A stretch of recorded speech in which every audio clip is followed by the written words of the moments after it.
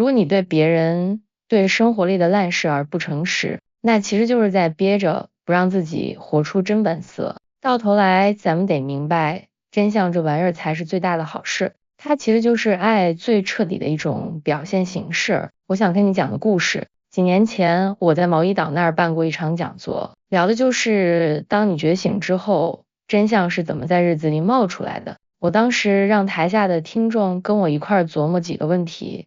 要是咱们再也不躲着那些咱们心里明明知道的实话，会变成啥样？要是咱们在生活的方方面面都不再藏着掖着，会变成啥样？要是咱们彻底不跟自己稳躲猫猫了，会变成啥样？毕竟这就是所谓的觉醒生活嘛。第二天，另一场聚会有个提问环节，有个50多岁、快60的老哥举手说话，跟大伙分享了一个特别感人的故事。他说，昨晚我听了你的课，你聊到了诚实，说人得有那个心去面对真实的自己，而不是死守着过去那点所谓的觉悟。挺长一段时间了，我跟我老婆闹得都快离了。听完课回了家，我俩坐在一块儿，开始跟对方交底，说大实话。我们开始把心里最真实的想法都倒给了对方。他接着说，这回跟以前说实话可不一样，以前那是变着法儿想让对方听自己的，觉得自己才是有理的一方。这次不是为了争谁对谁错，就是单纯的把实话说出来。他们把憋了很久的感受全认了，承认觉得对方离自己越来越远，越来越生疏，甚至那些让他们感到孤独、把心关起来的小秘密也都摊开了。我们真的就是在那干坐着，互吐衷肠。他说，我说我的大实话，然后听他说他的，我说一段，他再说一段。那老哥说，他跟他老婆压根没打算解决啥问题，也没想整出个结论，就是纯粹的不打算再瞒着了。他们从深夜11点一直聊到凌晨3点，他还顺嘴提了一句，说这就是为啥他现在觉得脑壳空空的，累得不行的原因。他最后感慨说，那是他这辈子最棒的一个晚上了，那是一个把实话都说开了的晚上，不是在那硬扛着真理，也不是在那不认账，就是真心实意的把底牌亮给对方，彻底不藏了。这么多年，我带过不少人，包括那些觉醒的挺深的人，我发现大伙其实都挺怕说实话的。他变得那么诚实，不光是对外人，对自己也一样。说白了，这种恐惧的根源就在于大家心里都清楚，要是真把实话全都抖了出来，你就没法再去拿捏、控制别人了。你要是对谁说了大实话，你就管不住人家了。你只有在真真假假、藏着掖着的时候，才能控制住别人。一旦你把真相全道出来，你的心窝子就彻底亮在别人眼前了，你再也没啥能躲的地方了。对于绝大多数人来说，这种把自己剖开了给别人看的感觉，简直吓死人。很多人都会琢磨，我的天，要是有人能看到我心里头到底在想啥，看到我那些乱七八糟的念头，看到我怕啥、怀疑啥，看到我最真实的那点想法，他们肯定会被吓跑的。大多数人都在这儿自我防卫呢，肚子里揣了一大堆事儿不往外说，他们没法活得那么敞亮，因为一旦诚实了，他们就觉得日子脱离掌控了。当然了，哪怕他们本来也管不住生活，但要是说了实话，连那种我在掌控的假象都要碎了。所以那个老哥才跟我说，那个晚上简直神了。他说，老实说，我跟我老婆当时都不知道还能不能过下去了。虽然现在好多年过去了，他俩还没离，但那时候他们真的一点谱都没有。可没想到，他们竟然有足够的诚实，敢把这事儿给认了。他们够坦诚，知道只要把真话说出来，只要实话实说，这开头就算开对了。至于最后啥结果，他们不打算去强求。咱们小时候大多都因为说大实话吃过亏，受过伤，这一路上总有人在你耳边叨叨，那话可不能乱说，或者你不该说那个，或者这么说不对，搞得咱们现在骨子里都有一种深深的束缚，总觉得做真实的自己是件错事。咱们被洗脑了，总觉得什么时候该说真话，什么时候得憋着。其实很多人心里都有种根深蒂固的心理，不光是脑子里想，身体和情绪上都这么觉得，只要我一说真话，只要我表现出真模样，就要倒大霉了，肯定有人会讨厌我。他们就是怕说了真话，周围的一切就都不听使唤了。可说真话其实就是觉醒过程里顺理成章的事儿，听着可能不像那种高大上的觉醒，因为这事太接地气，太有人情味了，这一丁点都不玄乎。他讲的不是什么纯粹的意识，而是这种意识是怎么活生生的变成一个真诚的人。咱们得能把自己悟到的真理活出来，同时也得盯着点心里那些捣乱的力量，就是那些让咱们没法在所有时候都保持诚实的东西。我讲完这类公开课，几乎回会都有人跑来问我，那谁，你还记得你讲的那个关于说真话和诚实的课吗？我说记得啊，咋了？他们就会吐苦水。哎呀，讲座一结束，停车场里就有个人冲过来，说他打着诚实的旗号，非得把心里对我所有的不满和坏话全道给我听。我听了只能不停的摇头。我有时候都纠结要不要聊这个，因为这事实在是太容易被人给想歪了。真相这玩意儿门槛儿特别高，真相可不是拿来随便玩的。说出心里的真相，可不是让你随便显摆你的想法，也不是让你显摆你的意见，更不是让你把脑子里那些垃圾都泼在别人身上。这些东西全是幻觉，都是你自己的扭曲和投射。真相不是拿你的看法去硬塞给别人，那根本不是真相。真相也不是说你对某事信啥不信，啥那也不是真相。其实这些都是你拿来躲避真相的招数。真相比这些乱七八糟的可要走心私密的多。当你说出真相的时候，感觉就像是在交代底细。我说的不是交代啥坏事儿或错事儿，而是指那种再也不想藏的掖着的感觉。真相其实特别简单，说出真相就是指那种彻底卸下盔甲，完全不设防的去交流。要想一直说真话，咱们不光得面对心里每一个害怕说实话的小角落，还得看透脑子里那些条条框框，就是那些总在说我没法这么干的想法。这些条条框框其实全是建立在假象上的，光知道还不行，你得亲眼看清它，看清你自己到底都在信些啥，到底是哪些想法让你变得纠结，让你去搞冲突、搞隐瞒。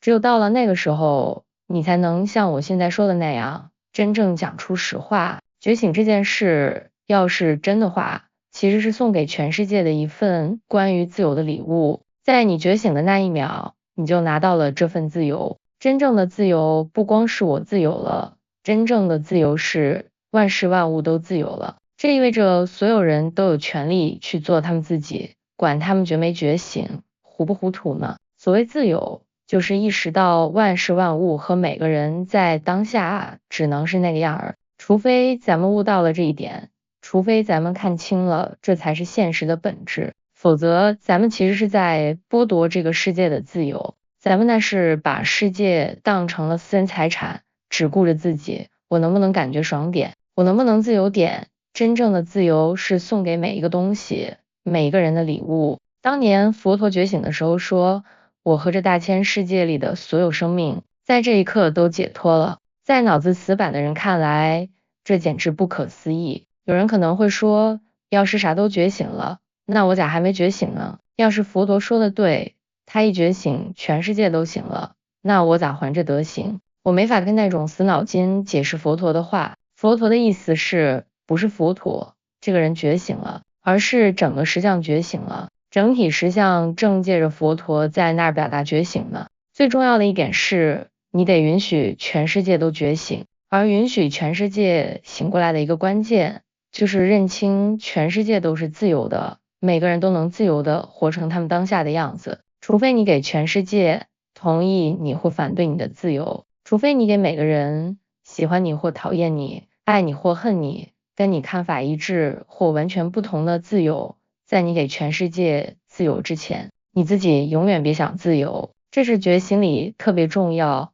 也特别容易被大家忽略的一点。再说一遍，要是咱们彻底醒了，肯定不会漏掉这一点的。但大多数人并不是一下子就全醒的。不过，自由这个念头真的非常关键。咱们每个人在当下只能是这个样，只有当你允许每个人活成他们当下的样子时，只有当你把这份他们本来就有的自由还给他们时，你才能在自己心里找到那股诚实的劲儿。只要咱们还在那眼巴巴等着别人同意咱们就没法说真话，那会让咱们的心缩起来。万一他们不喜欢我说的话呢？万一他们不同意我呢？当咱们在那儿自我保护时，也就把别人的自由给掐断了。当咱们发现自己就是那唯一的灵性，只是显化成了万事万物时，咱们就会明白，大家其实都享有绝对的自由。这种明白里透着一股子勇敢。有时候有人跑来跟我说，阿迪亚，我心里总有个地方，我发现那通常跟小时候的经历有关，害怕变成我明明知道是真相的那个样子。我当然会说，你得好好瞅瞅它，看看你是怎么根据过去那些破事建立起这些想法的。你得往深了看，认清这些想法到底是不是真的。但与此同时，咱们得明白，咱们没法预知世界会怎么对待咱们。觉醒的一个部分就是做好了被钉在十字架上的准备。要是咱们以为觉醒了全世界都会给咱们鼓掌，那咱们就彻底活在梦里了。耶稣就懂这个，这位是觉醒的人，按基督教的话说叫上帝之子。那上帝之子最后咋样了？他因为说了大实话，就被钉死在十字架上了。人类的脑子里有个根深蒂固的禁忌，就是看清存在的真相是不对的。我不是说让你满大街嚷嚷真相，我是说让你变成你看到的真相。那个禁忌会说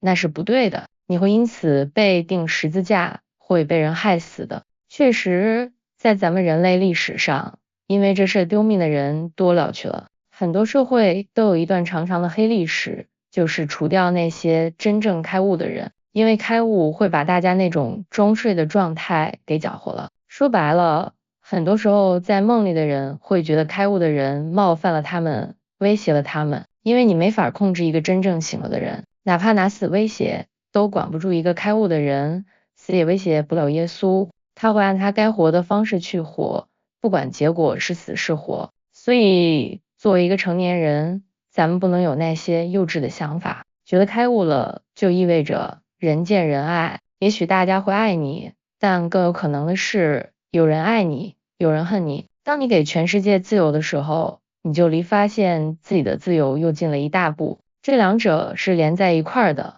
分不开。最要紧的事儿并不是你要去劝谁相信你看到的真理，真正要紧的是你对自己诚实。你要是能对自己诚实，你就能对任何人诚实。老盯着怎么对别人诚实，其实没啥大用。那当然也得做，但第一步得从自己开始。你敢对自己彻底诚实吗？你能进到心里那个不怪罪、不评判、不讲什么该不该的地方吗？心里那个地方，它诚实到让你不再躲避自己身上那些还在打架的部分，让你不再拿你悟到的那点真理去逃避那些还没解脱的烂摊子。这说到底就是个诚实度的问题。就像我之前说的，这可不是什么自我提升班，一旦你发现了那种层次的诚实，你就会知道诚实其实就是存在本色的显露。刚开始对自己这么诚实可能挺难受的，你可能会在自己身上看到那些你压根不想看的东西，你可能会看到自己身上有些部分跟那高大上的真理完全不搭，但没办法，觉醒就是往这儿走的，走进那些还没醒的部分，进到那里面去。诚实能让这个过程发生，只要你对自己够真，它就肯定会发生。彻底不藏了，愿意看清自己身上的每一个死脑筋的地方，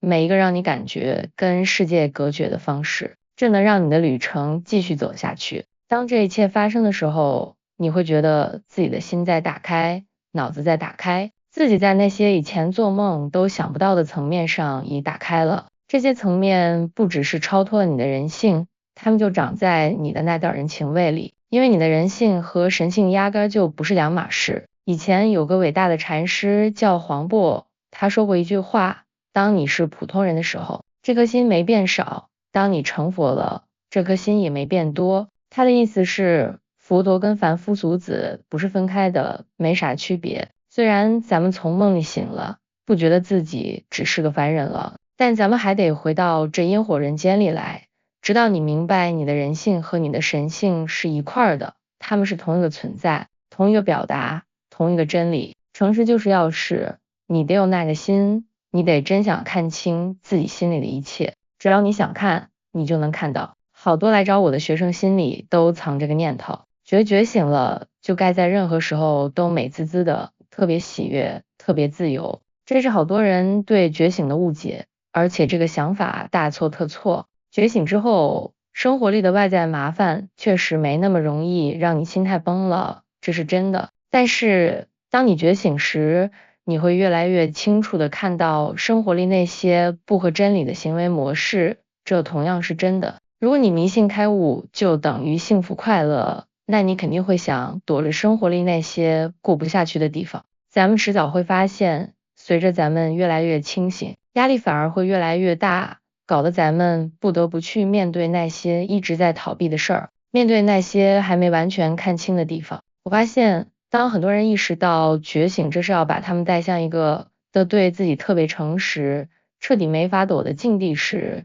他们就开始害怕了。这是那种觉醒就是躲进深山老林，找个世外桃源，不用理生活里的烂事的想法完全相反。事实上，觉醒刚好相反，在那个状态里，咱们才真正有了面对生活的能力。但就像我说的，很多人怕这一步，因为他要求你在方方面面都别再藏了。好多人怕真相进到他们的关系里，不管是家人、朋友还是两口子，相反，还是逃避真相，守着那些不正常的相处模式更舒服点。这儿有个我很喜欢的故事，讲的就是在关系里直面自己有多难，如果你不面对，你的修行就卡住了。有个著名禅师的老学生，自己都快成老师了，这哥们结婚好多年，3个娃。他跟禅师说，他跟他老婆处得特别糟，老婆天天跟他发火，觉得他越来越像个外人，家里的事儿不管，跟老婆孩子也没啥交流。当时两口子都是这禅师的学生，老师一听就说下个月有个闭关，你俩都来。于是他俩就去了，本以为还是跟以前一样，每天坐禅，闭嘴不说话，盯着自己心里看。闭关刚开始，老师把他俩叫到一边，说我要你俩参加一个不一样的闭关，我已经在庙里给你俩准备了一间屋，我要你俩一天24小时都待在同一张床上，除了上厕所哪也别去，我不管你俩在床上干啥，但必须待满24小时，然后回来见我。既然是学生，那就听话照做呗。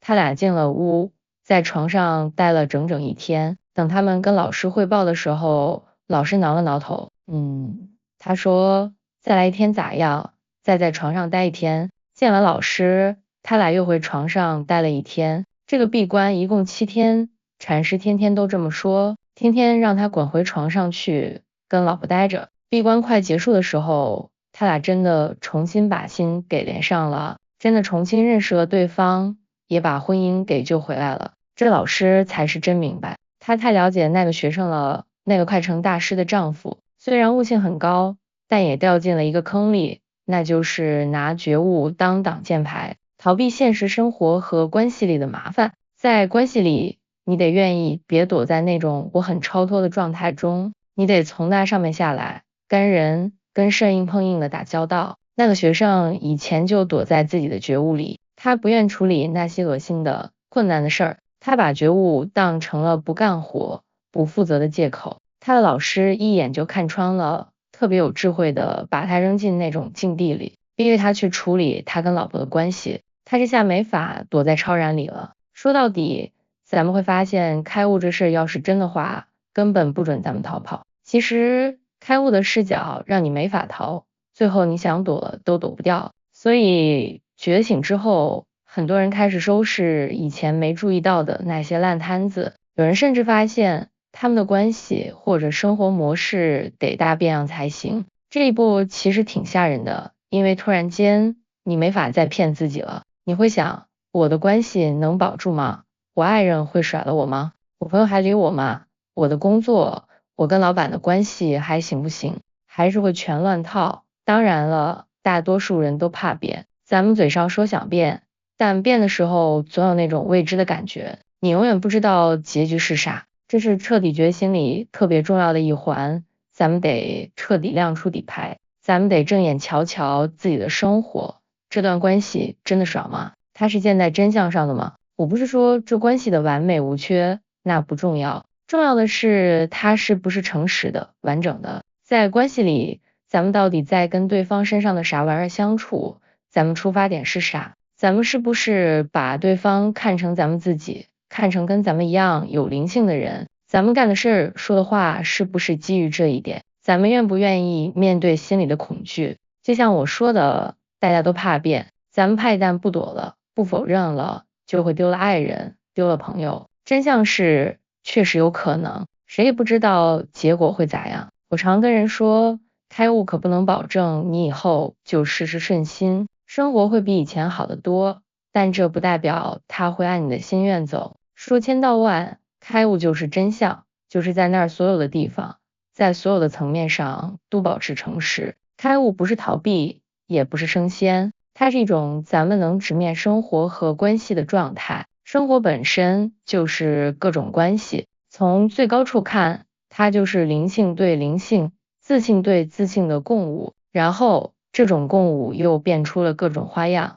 在这个舞里，最要紧的就是别逃。如果你真的想逃，如果你明明在一段烂关系里，或者你的工作特别无聊，你却装看不见，那后果就是你永远没法真正解脱，你永远拿不到完全的自由，因为凡是咱们装瞎的地方，最后都会坑了咱们，也坑了别人。别再装了，这个要求可不是谁强加给咱们的。听着可能像我在那教训人，你得这么干，你应该那么干，干了就是好人，日子就好了。听着可能像这样，但我根本不是那个意思。我只是说，觉醒的意识就是这么运作的。它不否认任何事，不藏着掖着，也不躲避生活的任何角落。咱们的真相，那个彻底醒了的意识，它是既投入又勇敢的。他那是出于那种没条件的爱和诚实，按他自己的方式在跑，让咱们想在修行里逃跑的，只是咱们脑子里的那点恐惧，也就是那个假我带来的恐惧。我得好好强调这点。如果你逃避生活里那些不和谐、不顺眼的地方，那些你还在否认的地方，这种逃避就会挡住你的觉醒。在刚修的时候，这可能没啥，但越往后走，随着你悟得越来越深，就再也没有地方让你躲了。这一点很多人都没想到，咱们好多人都以为开悟之后就再也不用理那些让人不舒服的事儿了。觉醒可以成为咱们去面对每一个活生生的人，每一件麻烦事的根基，它可以成为咱们应付所有境况的底气，但这需要大勇气，它也需要我一直说的那样东西，特别单纯的诚实。这种诚实是因为咱们爱真理，觉得真理才是最好的，去当一个虚假的人，去逃避任何事，都会削弱咱们感受真实自信的能力。就像我常对学生说的，如果你对别人、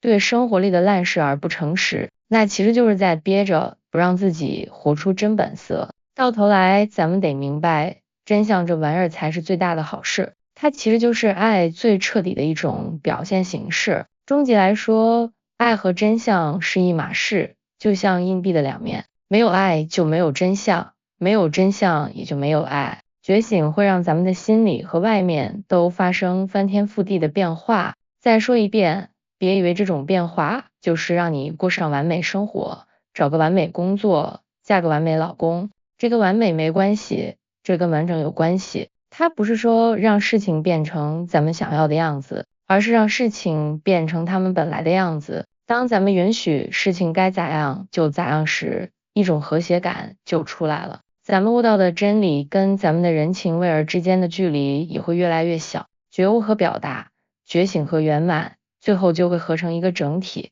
再也不分你我。诚实就是要事，你得有耐的心，你得真想看清自己心里的一切。